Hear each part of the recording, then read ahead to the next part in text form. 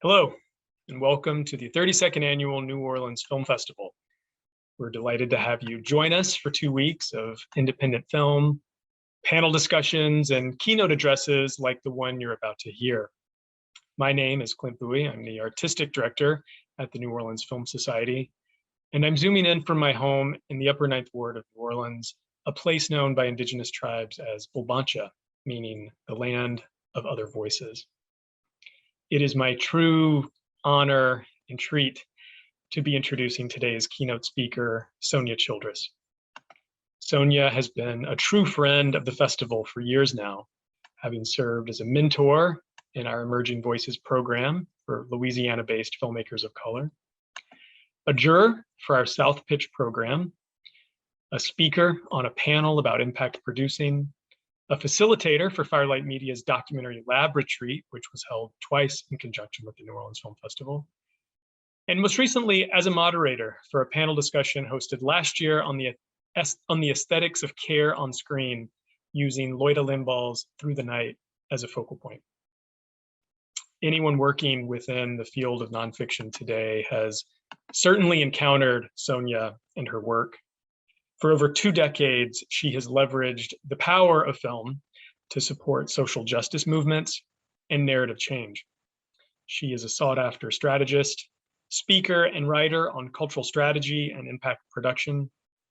And she currently serves as senior fellow with the Perspective Fund, where she advances ethical, accountable, and impact-focused filmmaking practices through research, writing, and initiatives. A few years back, while she was Director of Partnerships and Engagement at Firelight Media, she penned the essay entitled Beyond Empathy, which was circulated like wildfire among filmmakers and in industry circles.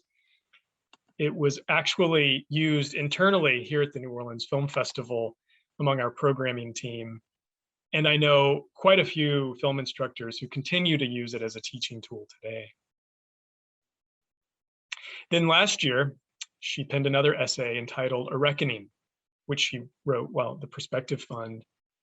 And that became, too, required reading during the summer of 2020, being shared in e-blasts and listservs, text threads, and referenced on so many panel discussions.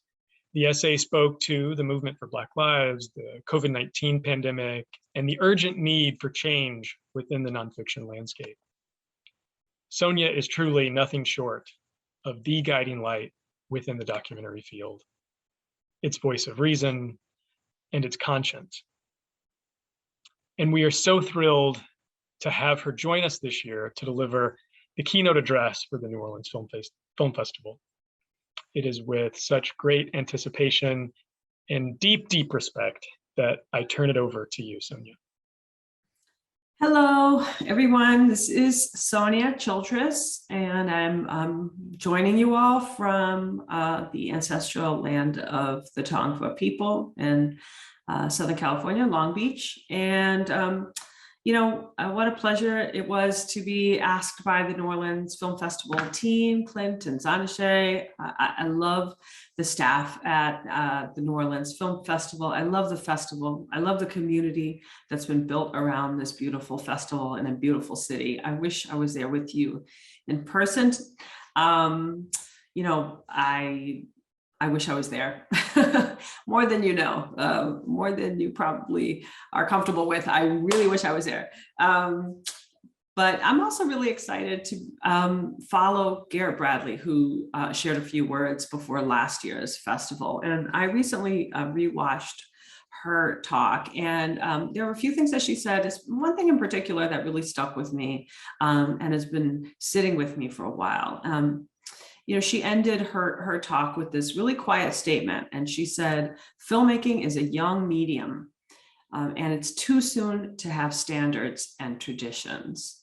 So I thought about that, and I thought, I want to start there, actually. I want to talk a little bit about how young this medium really is, and put our work in it into some context. So let's start with Nanook of the North. This film, directed by Robert Flaherty, was, as many of you know, the first feature-length nonfiction film released in the United States. And that film released 99 years ago this year. Birth of a Nation, which you're familiar with, directed by D.W. Griffith, was the first big budget Hollywood film, fiction film. And that film released here 106 years ago. Gertha Murphy, who you probably do not know, but is my grandmother who lives in Houston, Texas, she was born 108 years ago this year. So when I think about films, I'm thinking about an artistic medium that in this country is younger than my living grandmother. So when Garrett says it's too soon to have standards and traditions, what I hear is that she's inviting all of us to see ourselves not just as students in this very old genre with entrenched, immovable norms, but to see ourselves as shapers of this practice and very young field. So I'm going to talk to you all as the future architects of the 21st century cinema. And wherever you sit in the ecosystem, whether you're a filmmaker or an editor, you're a producer, you work at an artist-serving organization, you're a funder or a curator, distributor, you're a film fan, an audience member, I'm really talking to you. And I'm imploring you to rethink what you think you know about this form and this field. So first, I hope that we all in this moment will interrogate the culture around filmmaking. We are currently in a culture that, and we've inherited a culture that privileges objectivity over proximity, that privileges individual expression over collective imagination, that privileges competition for work, for grants, for awards, for recognition over collective power and solidarity. We are in a culture that is entrenched in stress and exhaustion and thugging it out until the film is done, and not a culture of pacing and rest. We're in a culture that values universality over specificity. So much about the filmmaking culture really is operating within a capitalist system that forces us to operate in a way that is counterintuitive, I think, for many of us. So there's an opportunity to rethink what it would look like to make film in a very different economic structure, where the pressures and the pacing were very different. And I think in this moment, the culture around this practice and this field are in flux. The norms in this work are absolutely open to critique and interrogation and reimagining. New norms are forming right now, and I'm super inspired by the energy that I see emanating from the ground through so many collectives, collectives like the Undocumented Filmmakers Collective, Forward Doc, DPA, International Directors of Documentary, groups like I'm in, like the Documentary Accountability Working Group, and also the kind of energy that's coming from local film organizations like Detroit Narrative Agency and Black Star and Youth FX. All of these groups are really breaking norms around how we make and how we distribute films. They are trying to embed in their work values of humility and transparency and accountability and collaboration and care and anti-oppression. They're embedding those values into their work without sacrificing creative, artistic expression and appeal. All of these groups are really shaping a new pedagogy of filmmaking. And I hope you all are really excited about this co-creative moment that we're in. And I hope that you experiment with your own filmmaking. But I think the real power right now is in aligning yourself with other people who can advance new approaches and then advocate for those approaches to be adopted by the field. I think too often the culture around filmmaking is a culture that lifts up the expression of the individual creative mind. But we all know the truth, right? Filmmaking is a team sport. So we have an opportunity right now to break that culture of individualism and find or join or create a collective or community that really reflects your values and your thinking and your experience, and then challenges all of that. And then I hope that if you build connection with a group that you have some affinity with, that you will not stay in that silo, but you'll connect with other groups and learn something that you don't know. When all of these groups began to work together and find alignment, we'll all start pulling in the same direction and pull our field into a really different direction. I think the future of this industry, the film industry, is not going to be shaped by technology alone. It's not going to be shaped by an individual disruptor. It's going to be shaped by collectives. As a strategist, Mariam Kaba says, nothing that we do that is worthwhile is done alone. So find your people in this moment and try to work to create something together and then build with other groups. The next thing I hope happens in this moment is that we all kind of recalibrate who we envision as a filmmaker and who we envision as an audience member. You know, last year, the COVID pandemic, as you all know, really shook the bedrock of our field. And while it was incredibly painful, individually and collectively, it also meant we have a chance to rebuild it. You know, last year when film schools closed and theaters shuttered and festivals paused, suddenly a portal opened for new possibilities. Knowledge that was usually kept behind university walls and only available for people who attended film schools became like available in online webinars and like affordable sessions online. And suddenly people who had maybe never seen a real path to filmmaking leaned into this possibility. So suddenly films that may have only been seen in festivals or in theaters were available, like projected onto apartment walls or seen in like pop-up mobile screens in communities. And local festivals like New Orleans Film Festival found global audiences online last year. People who were eager to visit communities virtually to see what the cultural energy is of that particular community, but maybe never would have had the resources to go to that community in the flesh. They were able to come into this community and see something new. So I'm not suggesting here, I'm not like naive, and I'm not suggesting we all need to stay in our online worlds. I'm just exhausted with Zoom and the virtual life as anyone else is. And I can't wait to get like back out in the streets.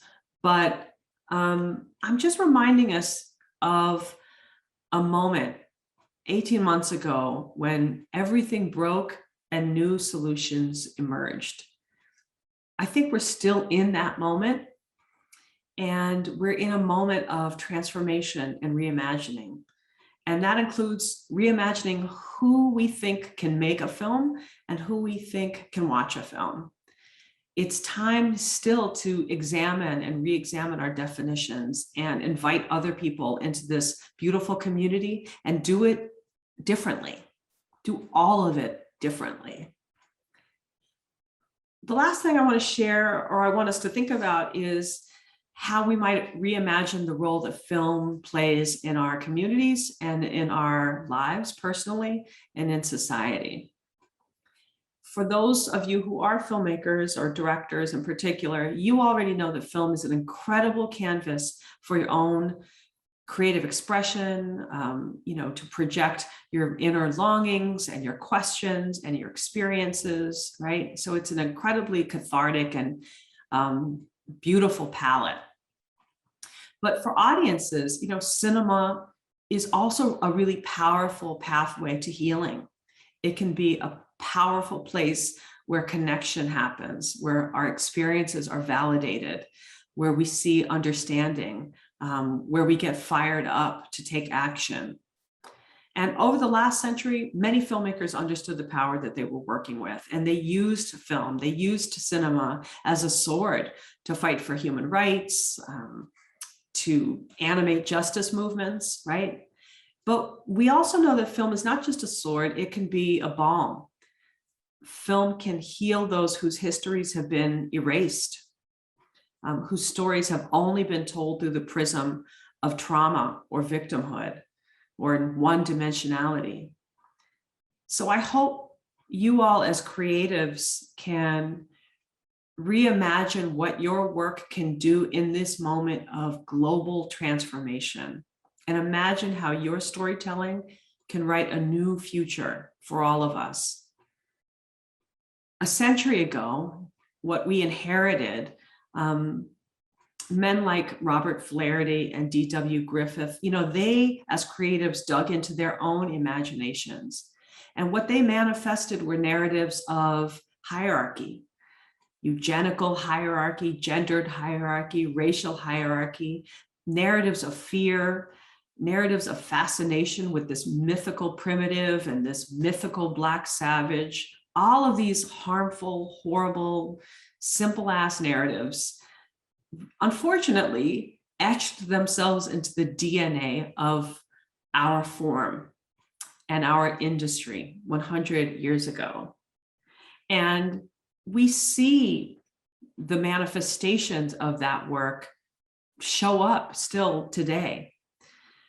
The stories that we tell about ourselves, the stories that we still see getting regurgitated, a lot of that we inherited from men like Flaherty and men like D.W. Griffith more than a century ago. So many tropes that we still see today, the man against wild tropes, the ideology of rugged individualism, of manifest destiny, all of these narratives, even about this country, were really codified 100 years ago in our cinema. So the question I think for you all to chew on right now is, what new narratives will you create as we enter the next 100 years of North American cinema? Because as filmmakers operating in the US, you are the shapers of the North American narrative. This American experiment of democracy and freedom for all and the myths that we tell ourselves about ourselves, these myths need storytellers to reinforce those myths, reinforce these stories we tell about ourselves. So as filmmakers, you all are the storytellers that can reify those founding mythologies, or you can challenge them, or you can create new ones. And right now, the myths about our founding, who we are and how we came to be and what we stand for, all of that is being contested right now. It's being contested in classrooms and in the halls of government. It's being contested in newsrooms. It's being contested on universities. And you all are part of that. You all are shaping and challenging or upholding these myths that were handed to us in our cinema 100 years ago. So as our 21st century griots, I hope that you consider how your work can animate new narratives about who we are. Narratives of collaboration and interdependence, narratives of reconciliation and justice, narratives of personal power and collective power, narratives of healing and joy, of transformation and care. I hope that you see yourselves as architects of this form, architects of this industry, but also architects of the American narrative. I know that's a lot. I know I'm asking a lot. It's been a hard-ass year and I'm asking a lot. But what I'm asking is that you kind of reckon with the reality that as creatives in a medium as powerful as cinema, you are political actors. You don't even have to be making political films, but you are operating in a political environment, in a very tough political environment right now. And that means that your work has the potential, good or bad, to impact people's lived experiences. you have enormous power as well to breathe new realities into existence. An artist's superpower is not just your ability to reflect back the limitations of our current thinking and conditions, but you can activate our radical imaginations. You can help us see what we can't yet envision. You can help us long for a world that's worth building and worth fighting for. That's not a small thing, the power that you hold. I quote often Zora Neale Hurston, and she asked the question, there are years that ask questions and years that answer. And I love that line. And I want you to think about the questions that were answered for you last year. How did those answers change you? How did they surprise you? How did they radicalize you? How did last year recalibrate the role that film, that art, that culture plays in your life, plays in your mental health, plays in the health of your community? I hope that the questions that were asked last year, the really difficult questions that were asked of all of us last year, I hope they create a revolution of thought in your values and your beliefs and fired up your creative imaginations. I hope you see yourselves as architects of this field and of this form, and you use that power responsibly, but courageously. I hope you accept the political nature of this medium and you think really carefully about the narratives that you all are shaping in this moment and can shape. And ultimately, I believe that another world is possible and your stories can help get us there. I'm inspired by you all already. I bow to you all as creatives. I thank you for your work. And I thank the New Orleans Film Festival for inviting me to chat with you all today. I hope you have a wonderful festival. Congratulations to all the filmmakers who got work into this festival, and congratulations to all the filmmakers who did not. It was a tough year. I hope you all continue on your journeys to create through film. And I'm excited for the next chapter for all of us. So have a great festival. Thank you.